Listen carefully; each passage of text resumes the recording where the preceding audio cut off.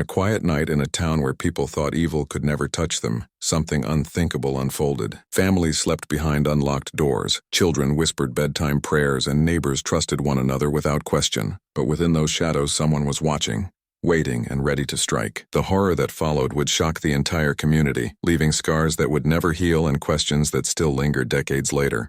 What kind of person could commit such a crime, and how did they remain hidden for so long? Before we dive into this chilling case, tell us in the comments where you're watching from. Don't forget to subscribe to the channel and hit the like button so you never miss another true crime documentary like this one.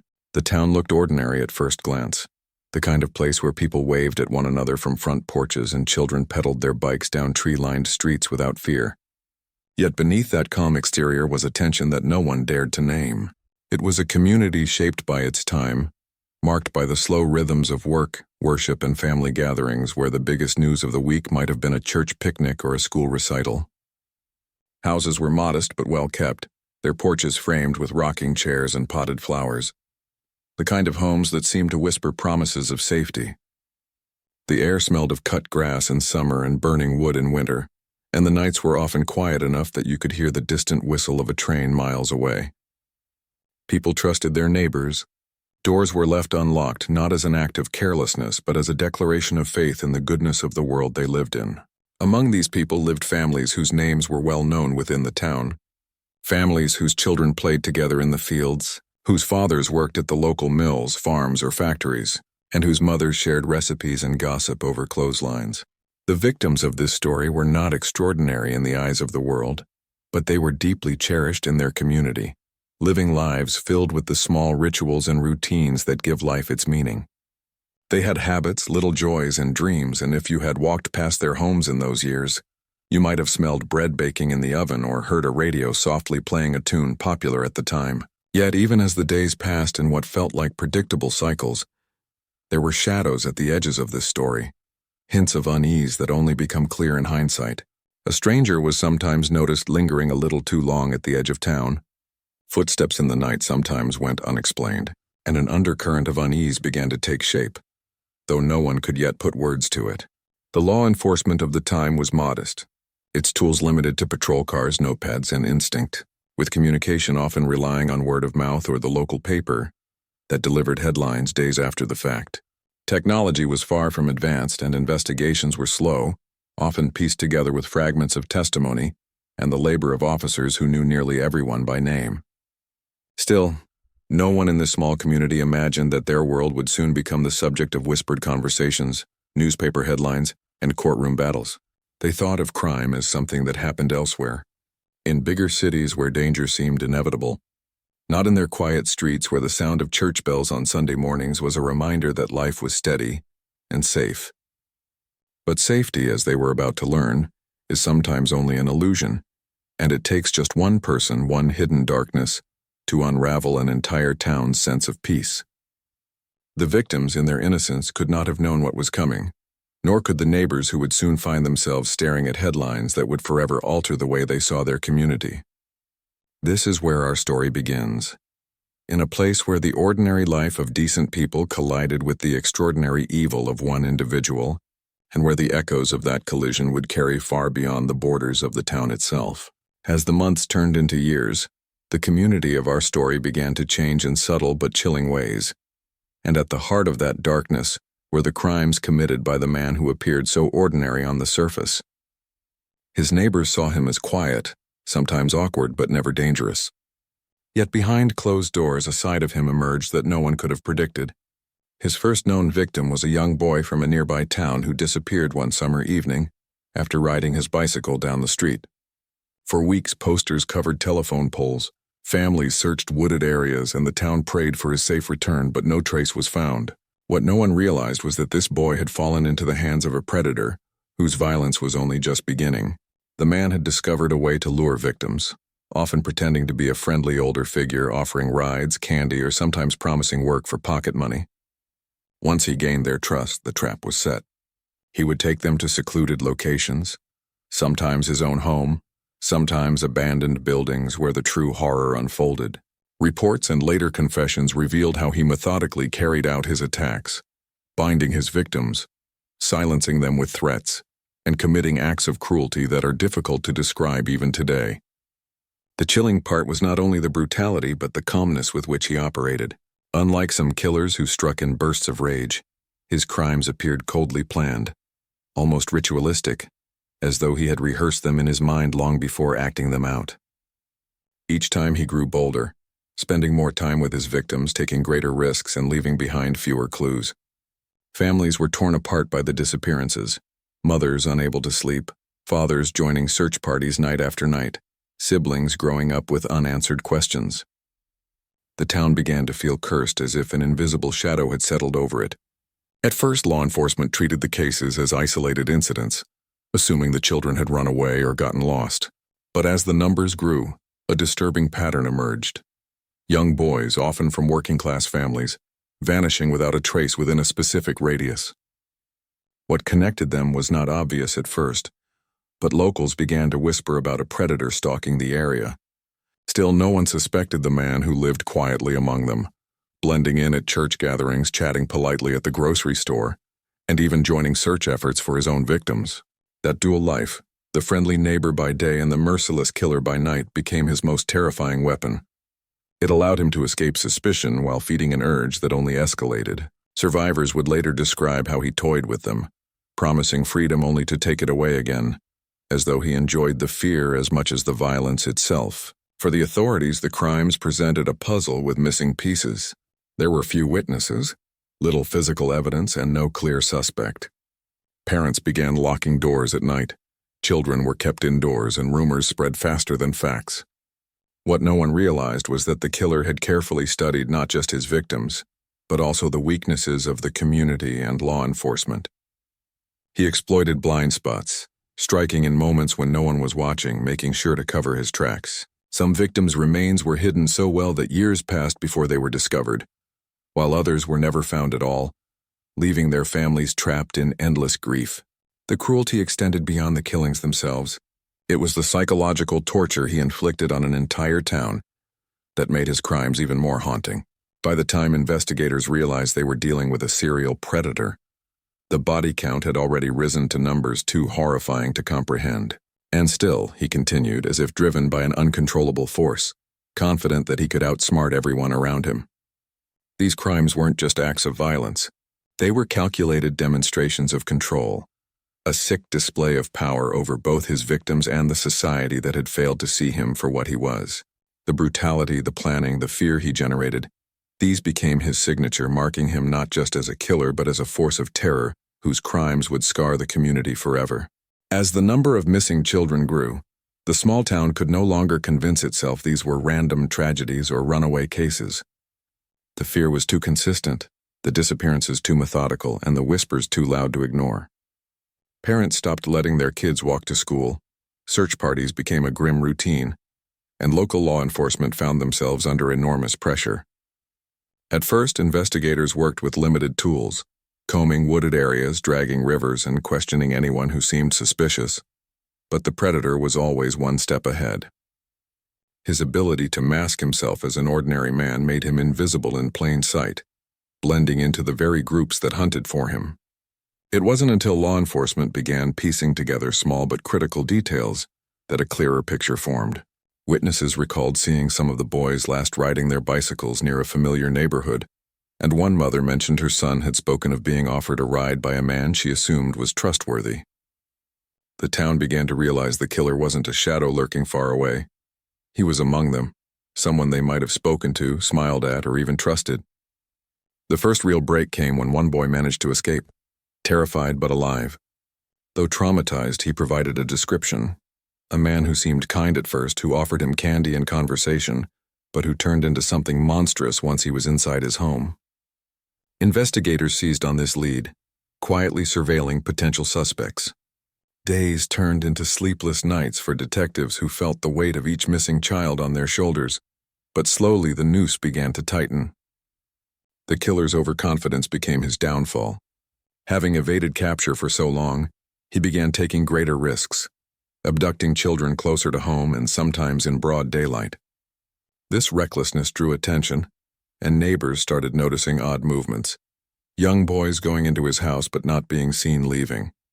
Anonymous tips trickled in, and the police, though cautious, began to focus their resources. Then came the night that changed everything.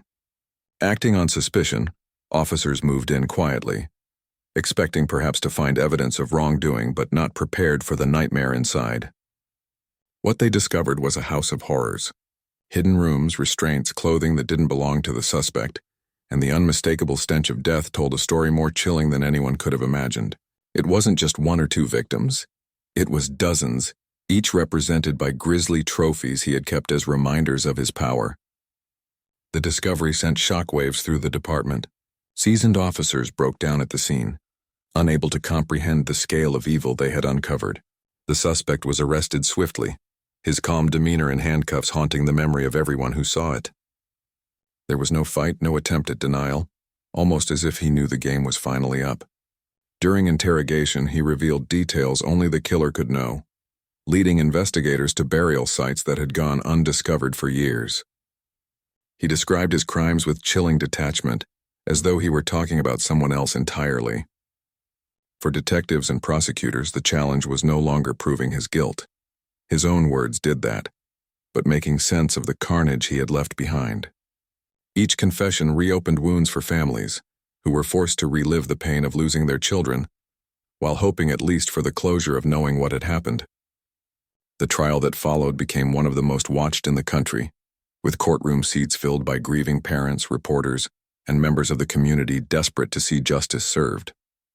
The killer sat emotionless as prosecutors laid out the evidence, photographs, testimony from survivors, and the haunting inventory of items seized from his home. Jurors were visibly shaken, some unable to look at the exhibits while others fought back tears. It took little time for the verdict to be reached, guilty on every count. When the sentence was read, life behind bars, or in some cases the death penalty depending on the jurisdiction, cheers and sobs filled the courtroom. Yet for many families, the relief was mixed with the knowledge that nothing could bring back their loved ones. The capture of the killer ended years of terror, but the scars he left behind would never fully heal. The community, once defined by innocence and trust, was forever changed, bound together by shared grief and resilience. Investigators, though lauded as heroes, carried the weight of what they had seen, images that would never leave their minds. And as the killer was led away, expressionless to the end, the town finally exhaled, knowing the nightmare was over, but also realizing how close they had lived to a monster who had fooled them all for far too long. The arrest brought a strange silence to the community, as though the very air was struggling to recover from years of being suffocated by fear. On the surface, there was relief. The killer was behind bars, the immediate danger gone. But the aftermath revealed wounds far deeper than anyone had anticipated. Families who had once lived next door to each other now looked at their neighbors with suspicion, wondering how they could have missed the signs, how the predator could have hidden in plain sight for so long. For the parents of victims, the pain was unrelenting. Courtroom justice, while important, did not erase the empty bedrooms, the birthdays that would never be celebrated, or the laughter that no longer echoed through their homes. Many mothers and fathers admitted they felt a gnawing guilt, endlessly replaying the what-ifs. What if they had kept their children home that night? What if they had noticed something unusual? What if they had listened to their instincts sooner? The killer's capture became a national story, and with it came waves of media coverage. Reporters descended on the small town, thrusting cameras and microphones into the faces of grieving families. For some, sharing their stories was a way of honoring their children, ensuring their names would not be forgotten. For others, the intrusion felt cruel, forcing them to relive their trauma under the glare of public curiosity. Television specials, newspaper articles, and eventually true crime books turned the case into a grim spectacle, leaving the survivors torn between gratitude for awareness and frustration at the sensationalism. The trial's outcome brought justice on paper, but the reality of moving forward was far more complex. Some families channeled their grief into activism, campaigning for stricter child protection laws, improved law enforcement resources, and national awareness of predators hiding in communities. Their advocacy led to real reforms, more coordinated missing person investigations, public registries, and educational programs for parents and children alike. Yet even with these changes, the haunting knowledge remained that no law could undo what had been done. The community itself was forever reshaped. Once a place where doors were left unlocked and children roamed freely, it now became cautious, guarded, almost paranoid. Parents tightened their circles. Schools enforced stricter rules, and the warmth of small-town trust cooled into an atmosphere of suspicion. Generations later, older residents still spoke of the era before the crimes as a different world altogether, one that had been shattered and could never be rebuilt. The legacy extended beyond the community, becoming part of the nation's collective memory of notorious crimes. The killer's name was etched into history alongside other infamous predators, studied by criminologists, psychologists, and law enforcement as a case that exposed both the fragility of human trust and the resilience of communities in the face of horror. Documentaries and books would analyze his psychology, his methods, and the failures that allowed him to operate unchecked for so long. For investigators who had worked the case, the aftermath was equally heavy.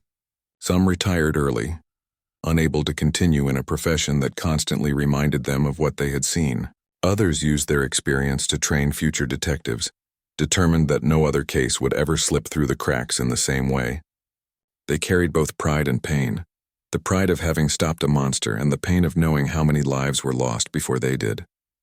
The killer himself, even in captivity, became a source of unease.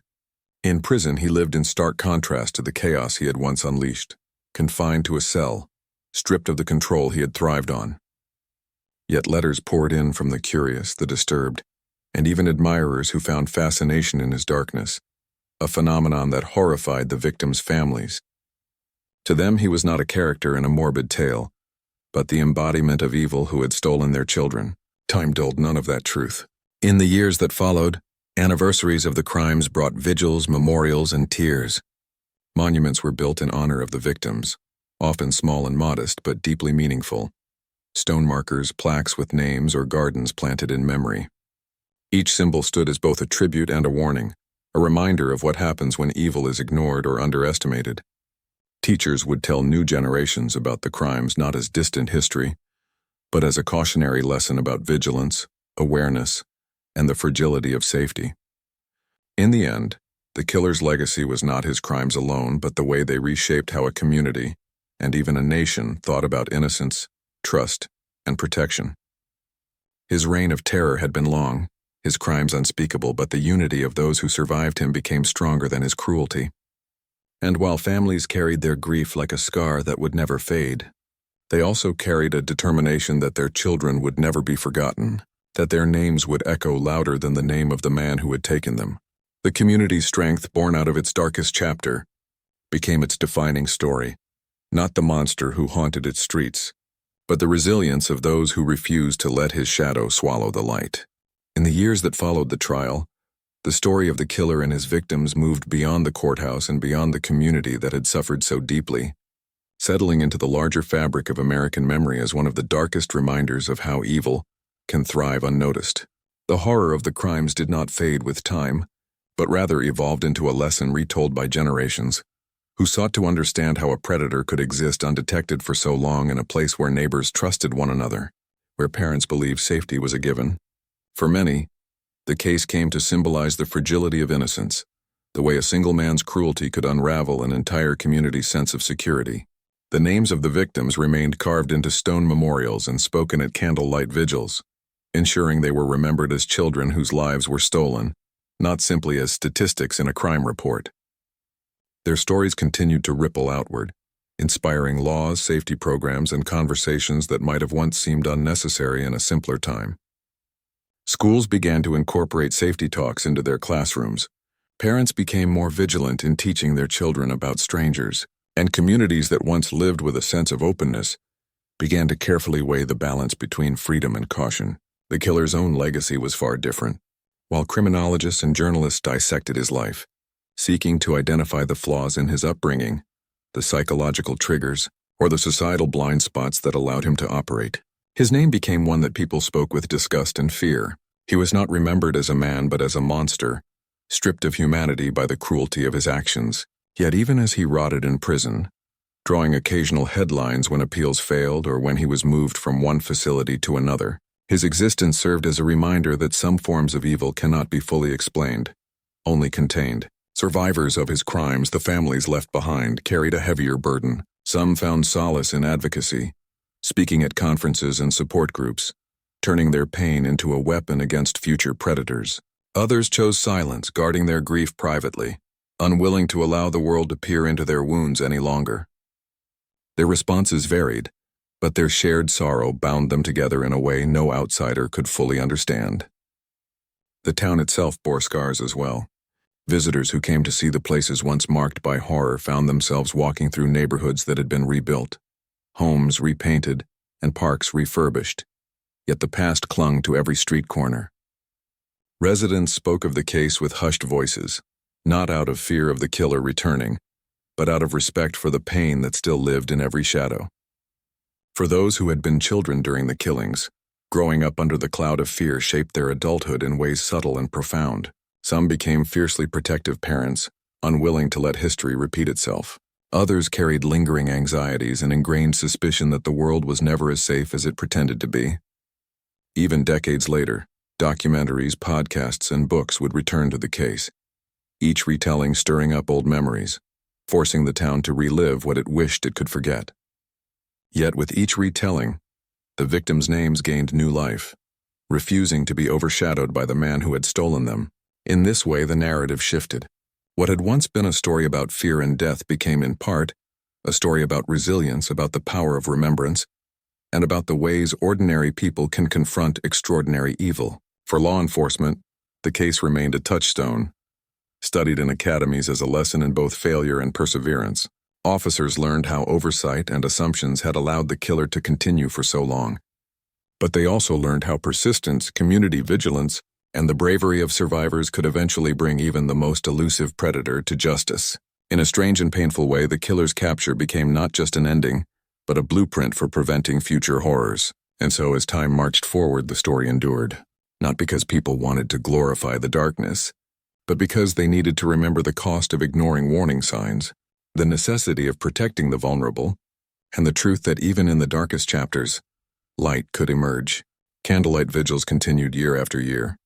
Families gathered to speak their children's names, and the community, scarred, changed, but unbroken, stood as living proof that while monsters may walk among us, their shadows cannot eclipse the strength of those who refuse to forget. The killer may have taken lives, but he could not erase legacies, and in the end it was the memory of the victims, not the infamy of the murderer, that would outlast the passing years. The case closed, the man imprisoned, but the story lived on. Not as a tale of his power, but as a solemn testament to the resilience of human memory, the endurance of love, and the truth that even in horror, humanity's greatest weapon is its refusal to let evil have the final word.